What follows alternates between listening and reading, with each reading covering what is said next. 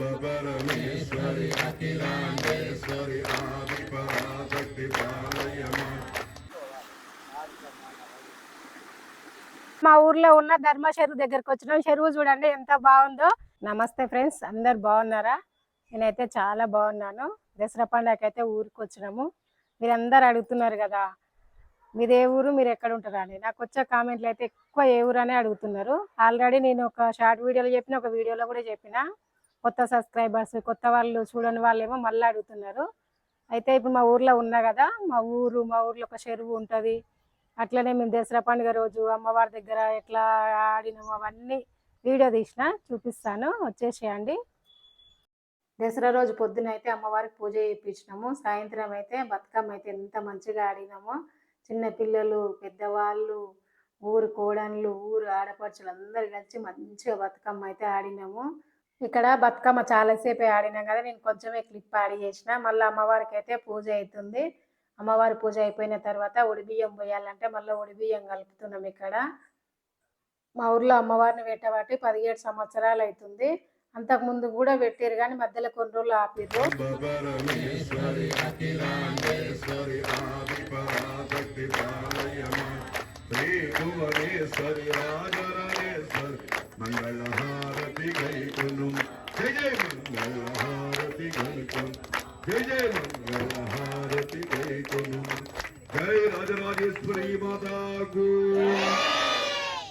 అమ్మవారికి పూజ అయినాక ఉడిబియ్యం పోసి అమ్మవారిని కదిలించి తర్వాత జమ్మి పూజ చేసి జమ్మి కూడా వంచుకొని అలై బలై తీసుకున్నారు. కానీ అప్పుడు కరెంటు పోయింది, చీకటే ఉండి అదేం కనిపించట్లేదు. అందుకే నేను ఆ క్లిప్ యాడ్ చేయలేదు. ఉడిబియ్యం పోస్తే జంటలు జంటలుగా పోస్తారు. భార్య భర్తలు ఉంటే ఇద్దరు, లేక వరుసైన వాళ్ళు ఉంటే ఇద్దరు. నేను మా మేనకోడలు అయితే పోస్తున్నాము. అమ్మవారిని పెట్టబట్టి 17 సంవత్సరాలు అవుతుంది అన్నా కదా. 17 సంవత్సరాల నుంచి అయినా కానీ ఒకరేమో పట్టు చీర, ఒకరేమో కలశము, ఇంకొకరేమో విగ్రహం ఇప్పిస్తారు. కలశం ఇప్పించేదేమో ఇక్కడ అమ్మవారి పక్క రెడ్డి సారి కట్టుకుంది కదా, తన పేరు సువర్ణ, నాకు మరదలవుతుంది. ఆమెనే ప్రతి సంవత్సరం ఎండి కలశాన్ని చేపిస్తుంది.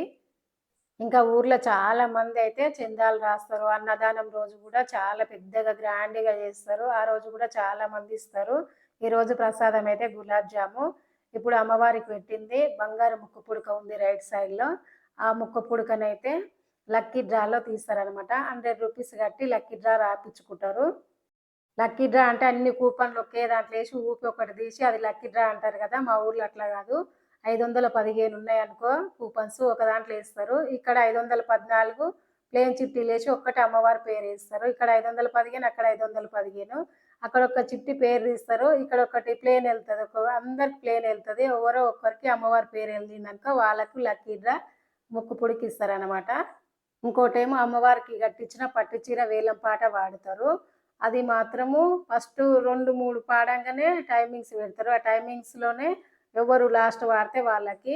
ఆ టైం అయిపోయిందంటే ఇక వాళ్ళు పాడినా వేస్తే. ఒక అతను అయితే చాలా కోపం అయిండు.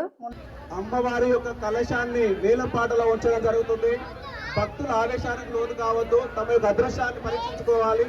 సమయం లోపల మీరు స్పందించాలి. సమయం గడిచిన తర్వాత స్పందిస్తే ప్రయోజనం ఉండదు. దయచేసి సమయంలోపు మీ యొక్క ఆలోచన మాకు తెలియజేయాల్సిందిగా కోరుచున్నాము. కలశం ఉత్సవ కమిటీ వారి పాట 10,116. కమిటీ వాళ్ళు ఒకటి రేట్ అంటారు. తర్వాత ఇద్దరు వాడంగానే ఇమ్మటే టైమింగ్స్ పెడతారు. ఒక 2 మినిట్స్లోనే లాస్ట్ ఎవరు వాడితే వాళ్ళకనమాట. అక్కడ 2-3 వాడిర్రు, మేము కూడా వాడినాము. లాస్ట్ మా మేనకోడలు అన్నది 83,000 తనకే వచ్చేసింది. ఆ కలుషం అయితే ఎండి చెంబు ఉంటుంది దాంట్లో. అట్లా టైమింగ్ పెట్టకపోతే అయితే ఇంకా లక్షలలో పోతుంది. కానీ అది టైమింగ్స్ పెట్టారు, అదైతే నాకు బాగా నచ్చింది. ఎవరు లాస్ట్ అంటే వాళ్ళకే. అవన్నీ అయిపోయిన తర్వాత మళ్ళీ బతుకమ్మ అయితే స్టార్ట్ చేసారు. దసరా రోజు బతుకమ్మ ఆడి పూజ చేసి జమ్మి పూజ చేసి అలా బలా తీసుకొని వెళ్ళిపోయారు. నెక్స్ట్ డే అనమాట ఇది. దసరా వెళ్ళిన తెల్లారి లక్కీ డ్రా అయినా, పట్టు చీర వేలమైనా కానీ, కలుషం వేలమైనా కానీ దసరా తెల్లారి అమ్మవారిని తీసిన రోజు అమ్మవారి ఊరేగింపు అయితే చాలా మంచిగా ఆడుతుంటే అప్పుడే పోలీసు వాళ్ళు వచ్చారు. అప్పుడు 11 అవుతుంది. వాళ్ళ డ్యూటీ వాళ్ళు చేసుకొని వెళ్ళిపోయారు. మా ఊర్లో అయితే ఊరు మొత్తానికి ఒకే అమ్మవారిని పెట్టుకొని అందరు కలిసి మెలిసి ఉంటారు. కుల మతం భేదం లేకుండా, పార్టీతో సంబంధం లేకుండా మంచిగా ఆడతారనమాట. ఆయన కూడా 2-3 ఊర్లు తిరిగిందంట. కొన్ని ఊర్లలో అయితే 2 పెట్టుకుంటారు, కొన్ని ఊర్లో అయితే గొడవలు పడుతురు. మీరు మంచిగా చేసుకుంటారు, మాతో పని ఏముందని అందరు వెళ్ళిపోయారు. ఒక కానిస్టేబుల్ ఉంచారు. అమ్మవారిని 7:30కు కదిలిస్తే అమ్మవారి ముందలైతే ఆడవాళ్ళే 1 గంటల వరకు ఆడినారు. ఆ తర్వాత అయితే మొగోళ్ళు ఆడుకుంటూ పోయి నిమజ్జనం చేసి వచ్చేసరికి 5 అయింది. ఇక్కడ నుంచి ఇబ్రాహీంపట్నం రోడ్డు, ఇక్కడ కమాన్ ఉంటుంది. ఇది మా ఊరు రోడ్డు. మా ఊరు నుంచి వస్తుంటే రైట్ సైడ్లో కమాన్ ఉంటుంది.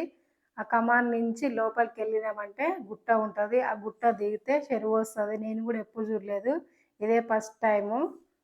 రోడ్ అయితే చిన్న రోడ్ ఉంది. ఇక్కడ బండ్లు కార్లు కూడా పోతాయి, కానీ ఒకటి ఇక్కడ నుంచి పోతే మళ్ళీ అక్కడి నుంచి ఒకటి వస్తే కొంచెం ఇబ్బంది అవుతుంది. కొద్దిసేపు బండి మీద పోయినా, కొద్దిసేపు నడుచుకుంటూ పోయినా. హైట్ అయితే చాలా హైట్ ఉంది. మేము కొంచెం కొంచెమే చూపించిన. ఇక్కడ పైకి పోయినాక గుట్టలు చూడండి ఎట్లా కనిపిస్తున్నాయో. అయితే మా ఊరు గుట్టల మధ్యలో చిన్నగా అక్కడ వైట్ కనిపిస్తుంది కదా, అదే మా ఊరు. మొన్న అయితే సద్దల బతుకమ్మ రోజు తంగేడు పువ్వు ఎక్కడ దొరకలేదని చాలా మంది అన్నారు. ఈ గుట్ట పైన అయితే చాలా చెట్లు ఉన్నాయి, పువ్వు అయితే చాలా ఉంది. అమ్మయ్య, మొత్తానికి పైకి ఎక్కి వచ్చి ధర్మా చెరువు దగ్గరికి అయితే వచ్చేసినాం. ఇప్పుడు ఇక్కడైతే ఆంజనేయ స్వామి, వెంకటేశ్వర స్వామి ఉంటాడు. ఇంకా కొత్తగా కొంచెం ఒకటి గుడి కూడా కడుతున్నారు. ఇక్కడ మంది అయితే ఎవ్వరు లేరు. శనివారం రోజు, మంగళవారం రోజు పూజలు అవుతాయంట. అక్కడ పూజారి కూడా ఉంటాడంట. అక్కడ మంది ఉంటారంట, కానీ మిగతా రోజులలో అయితే తక్కువ, ఎవరో ఒకరు ఉంటారు. మనం అక్కడ ఒక్కడం అయితే పోలేము. ఇక్కడైతే వెంకటేశ్వర స్వామి టెంపుల్ ఉంది. టెంపుల్కి అయితే లాకేసి ఉంది, ఎవరు లేరు. మనం ఇక్కడ నుంచి చూద్దాము. ఇక్కడ అయితే ఇంకో చిన్న పక్కకు ఒక గుడి కడుతున్నారు. ఇక్కడైతే వెంకటేశ్వర స్వామి ఉన్నాడు. ఇక్కడ పక్కకు ఆంజనేయ స్వామి ఉన్నాడు. ఆంజనేయ స్వామి ఒక బండరాయికి ఆయన రూపం ఉందనమాట. ఆయన స్వయంగా ఇక్కడ నిలిచిండంట. ఆయనకు మంగళవారం పూజ చేస్తారు. ఇంకా మా ఊరోళ్ళు చాలా మంది అయితే వేరే దగ్గరికి దూరం పొయ్యి పుట్టెంటికలు తీయలేని వాళ్ళు ఇక్కడికే వచ్చి పుట్టెంటికలు తీసుకొని ఇక్కడనే గుండంలో స్నానాలు చేసుకొని పోతారంట. పైనుంచి ఆ గుట్టల పైనుంచి జారుకుంటూ ఇక్కడ చెరువులోకి వస్తాయి. గుట్టల పైన చూడండి మొత్తం పాకులు కట్టింది. ఇంకా పైనుంచి అక్కడ లోపలికి ఉన్న ఇంకా చెరువు మాత్రం ఇట్లా ఉంటాయి. ఏడ ఉండకపోయినా కానీ ఈ చెరువులో మాత్రం నీళ్లు ఉంటాయి. లోయపల్లికి వెళ్ళి వస్తావా రోజు? మరి హైట్ ఎక్కువ ఉంది కదా, అంతా గుట్టపైకి ఎక్కుతావా? శాతం అవుతుందా? ఆహా, మేము ఒక్కరోజు ఎక్కితేనే మాకు ఎక్కలేకపోతున్నాం, శాతం అయితే లేదు. నువ్వు రోజు ఎక్కుతావు, గ్రేటే. వంట ఈయనే చేసుకొని తింటావా? ఆహా, ఇక్కడ 2-3 కనిపించారు కానీ వస్తున్నారు, వెళ్ళిపోతున్నారు. ఒక అతను అయితే ఆవులా రాసుకుంటున్నాడు, పొద్దున వచ్చి సాయంత్రం వెళ్ళిపోతాడంట. ఇక్కడ ఈ చెరువు ఉంది కదా, ఈ చెరువు పేరు ధర్మా చెరువు అంటారు. లోతు అయితే చాలా లోతు ఉంటుంది. ఇప్పటి వరకు అయితే ఎప్పుడు ఎండిపోలేదంట.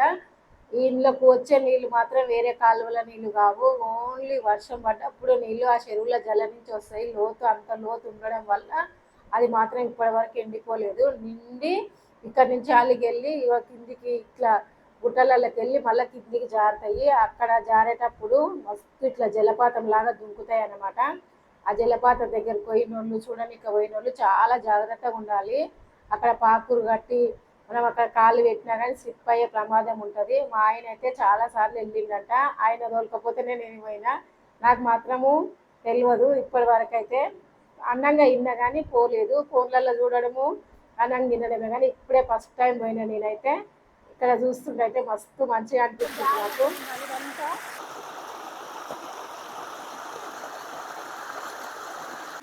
ఇక్కడ నుంచి కిందికి దుంకి అక్కడ పొలాలకు వెళ్ళిపోతాయి. అక్కడ కిందికి దుంకేదైతే అక్కడ మొత్తం చెట్లు ఉన్నాయి, అంతా కనిపించట్లేదు.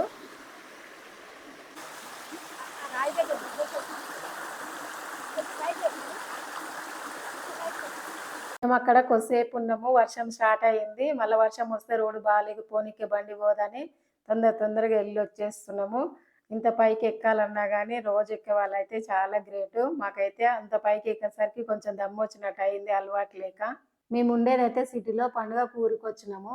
చూసిరు కదా, ఈ వీడియో మీకు నచ్చితే జై భవాని అని కామెంట్ చేయండి. ఆ అమ్మవారి ఆశీస్సులు మనందరికి ఉండాలని మనస్ఫూర్తిగా కోరుకుంటున్నాను. జై భవాని.